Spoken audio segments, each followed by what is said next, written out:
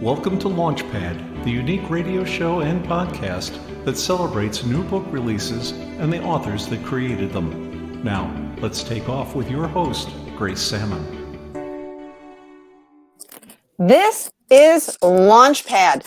Welcome to episode 26 of Launchpad. In today's episode, we are going to be dealing with damaged personal bonds, those who are seeking constant joy, those who are finding that there is just something missing in their life that they can't quite put their finger on.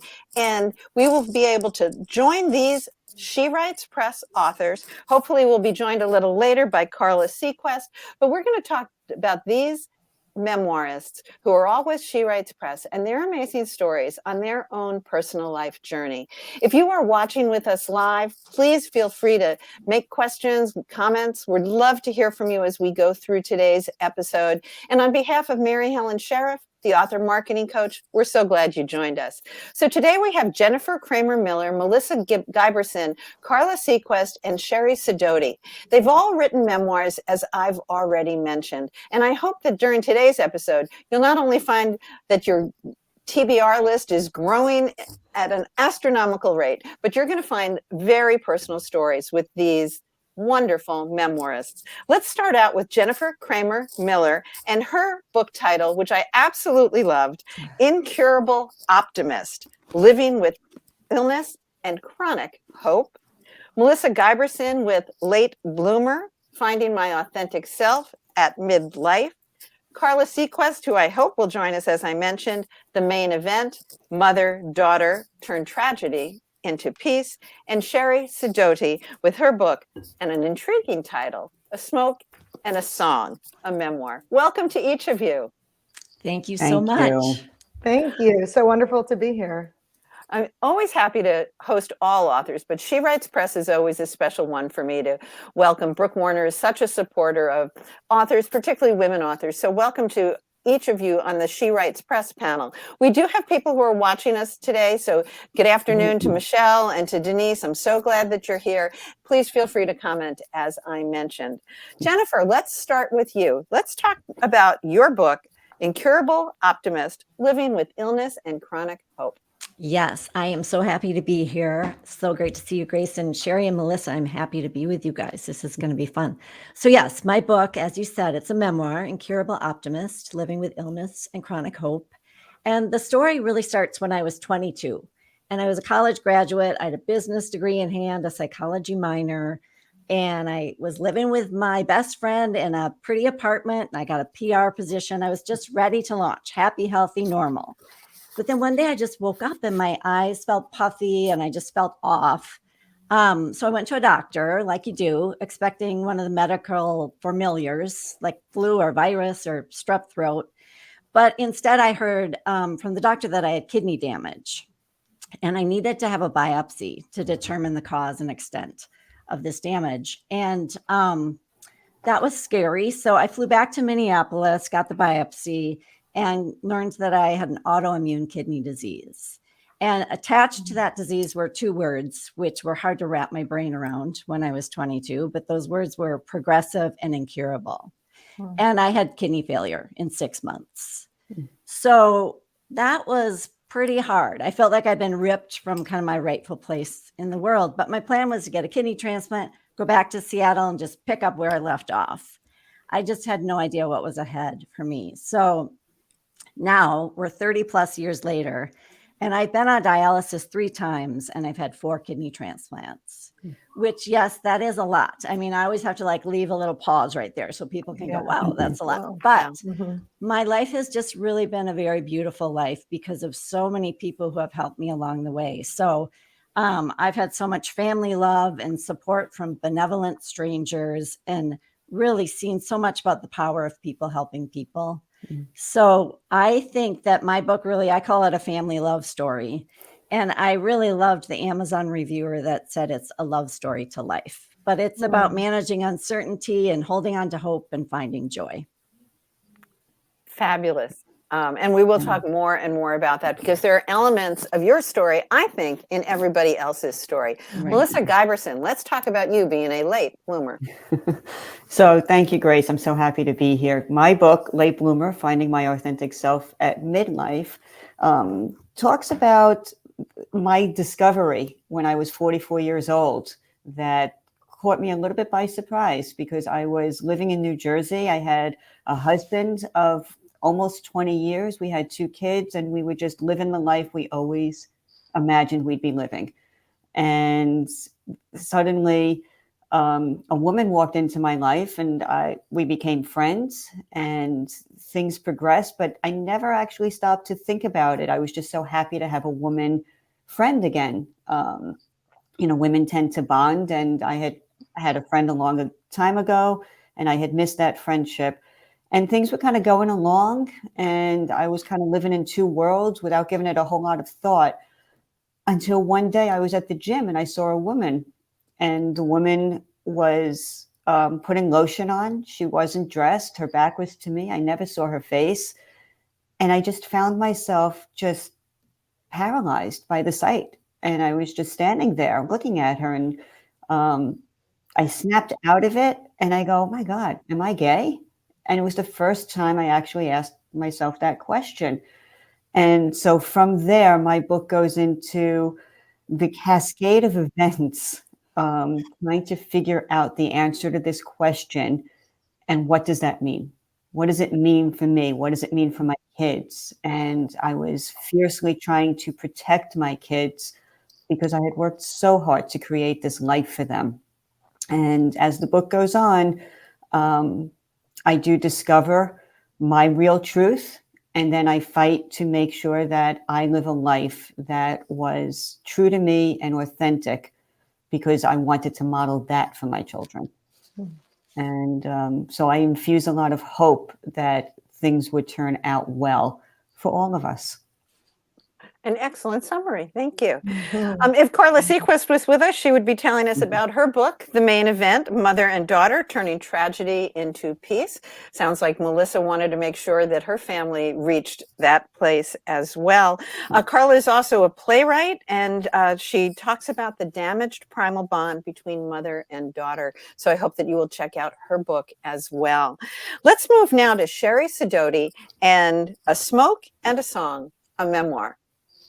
Thank you so much. So great to be here. Nice to see everybody.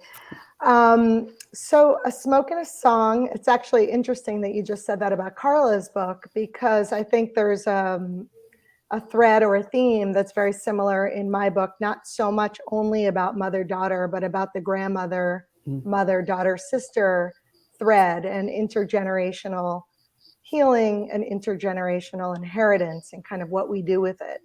So my story is one of my stumbling really through womanhood, through spiritual awakening, through self-actualizing, through various healing journeys that a longer healing journey that I've been on, but through various opportunities, I would say, various experiences that led me to be a seeker and eventually become a yogi and teach yoga and share that, and a mother.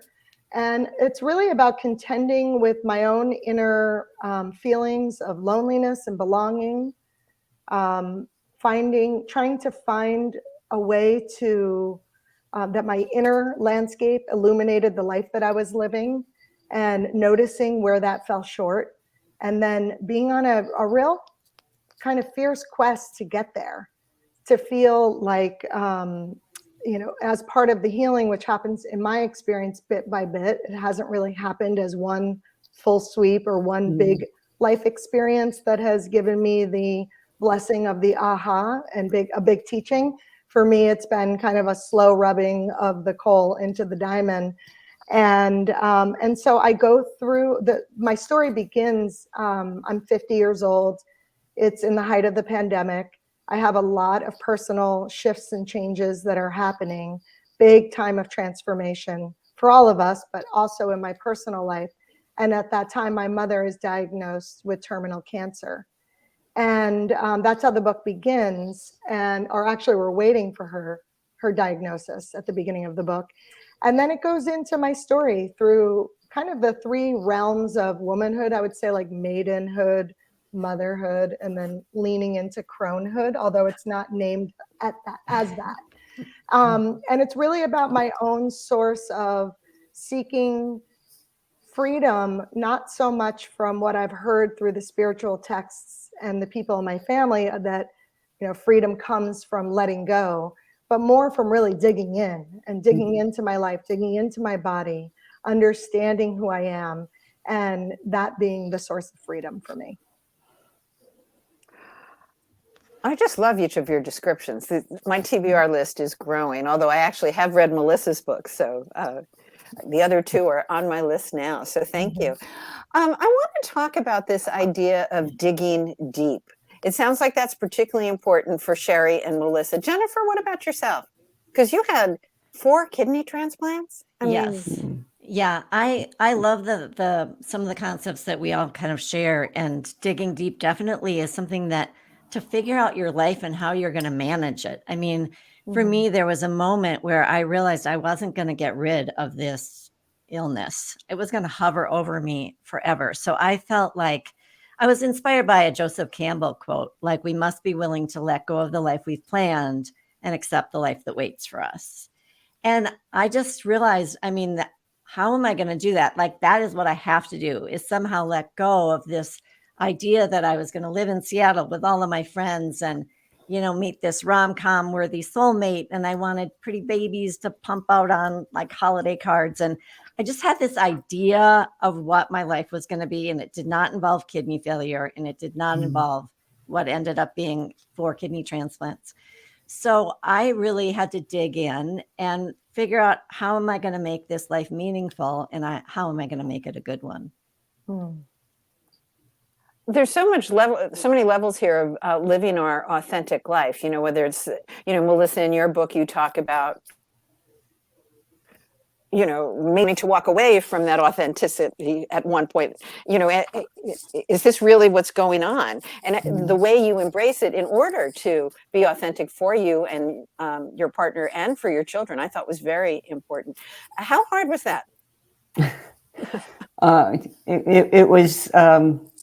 It was so challenging, and there's so many layers to it. And I love how, Sherry, you talked about digging in and, getting to the nut of it, and that it's layer by layer. And sometimes we don't realize how deep we have to go when we're sitting on the surface and we don't know what is keeping us, what's pulling us in and what's keeping us from going down deeper, or whether we know we have to. And so it was very, very challenging. And as I kept digging, digging to find out about myself and my sexuality, digging to understand how I got to be where I was and who I thought I was, and then having to unravel all of that. Maybe I'm not who I thought I was, or maybe we change as we go. Maybe we just understand more about ourselves, and that's the digging in part. And then as the cascade of events, turned out, needing to protect my children and understanding what it was that was frightening me so, and digging deep into my own childhood and recognizing why I was fighting so hard for the childhood that I wanted to give to them, was I was also trying to make sure they didn't have a childhood that was as wounding as mine was. My parents had divorced, and it was very traumatizing. But when you find something out about yourself that makes being married to a man a little bit unsustainable, everybody's world gets turned upside down a bit.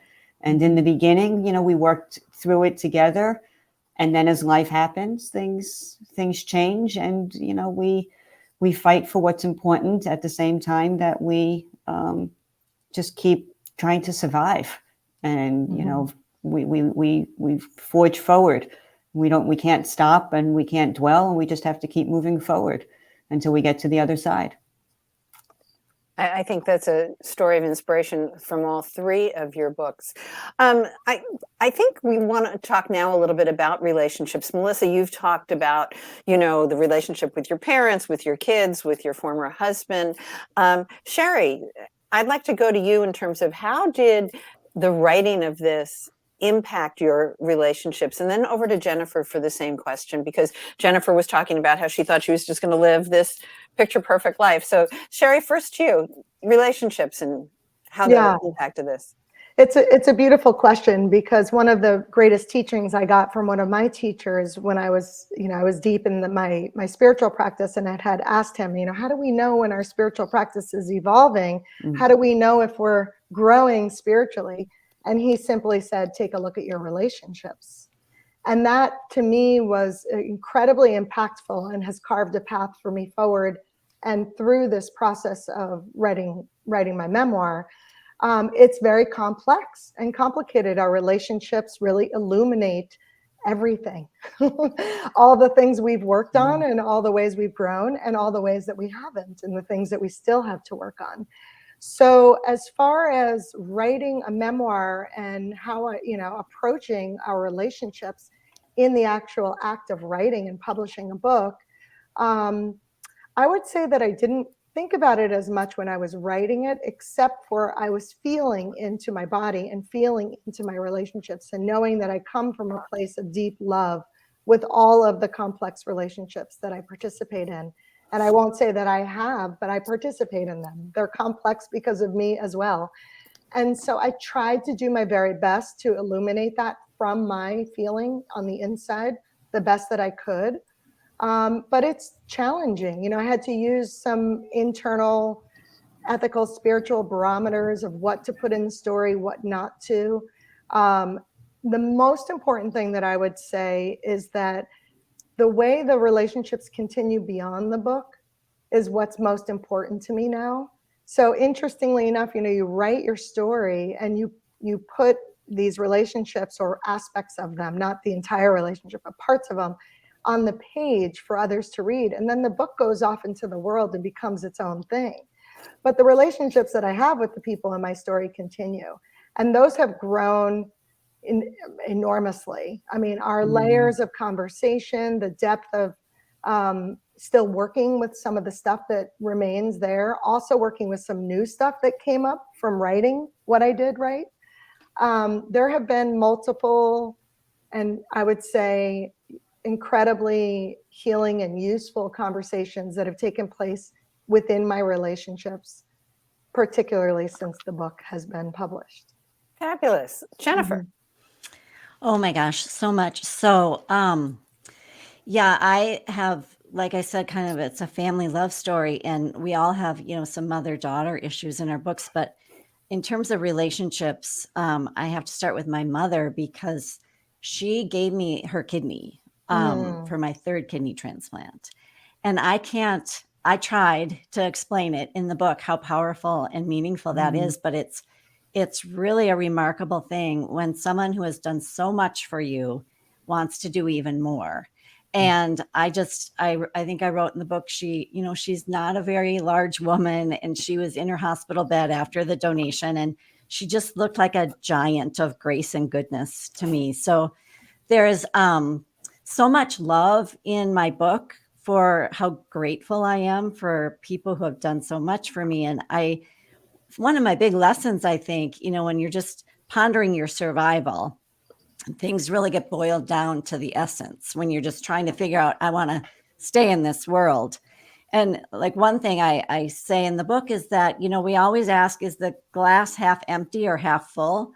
And I decided that's the wrong question. I think we should really appreciate that we have a glass, because the glass is life. That's our container. And with that container, close relationships make everything worthwhile for me. So in this sort of analysis of how I'm going to lead a meaningful life, there's a Harvard study of adult development, which is this longstanding study that followed people for 75 years, many people. And they really found that the essence of having happiness in a life is close relationships.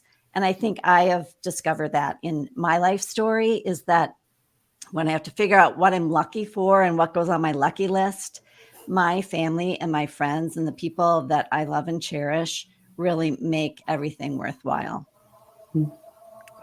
Yeah, absolutely. And we have comments that are saying that they can resonate with each of these stories. There are wonderful lessons in each and every one, especially one about wanting to raise your kids better than your own growing up time. So wonderful lessons and comments there as well. I'm curious about memoir. I never used to read memoir. And ever since I started doing my other radio show, The Storytellers, I've been fascinated by memoir and the increase in women, particularly writing memoir, because it's not an easy thing to do. It is. I talk about all my writing is the most naked thing I do, to put myself out there. And I think each of your particular memoirs put yourselves out there in very, very bold ways. So I have the same question for each of you. Why memoir? Why be so bold? And the third part is, what do you want to accomplish with having done this? Because it's not about ego. Melissa, let's start with you. It's a fabulous question. And when I was first starting out, when I realized something's going on here and I need help, and I reached out, and I reached anywhere, sending emails and just, looking for anybody or anything that would help me. And ultimately, strangers started responding. It only really takes one. And one woman responded to me, and it became a chain. She put me in touch with somebody else with a similar story, and then somebody else after that. And little by little, they carried me through the darkest time of this journey. And I got to a point where I could stand on my own.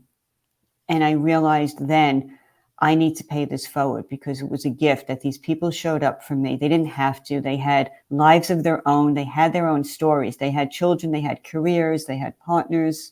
They had sick parents. They had a whole world, and they stopped to help me as my world felt like it was crumbling around me.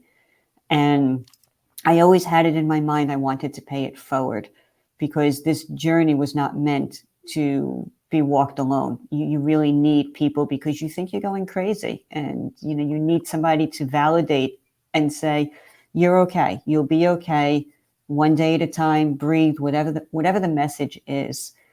And I hope that by putting my story out there, that it helps somebody else on either side of the line. So I've heard from people that are on that journey now, and they've reached out to share their story with me. And I've heard from people on the other side saying, wow, thank you for reminding me what I've been through.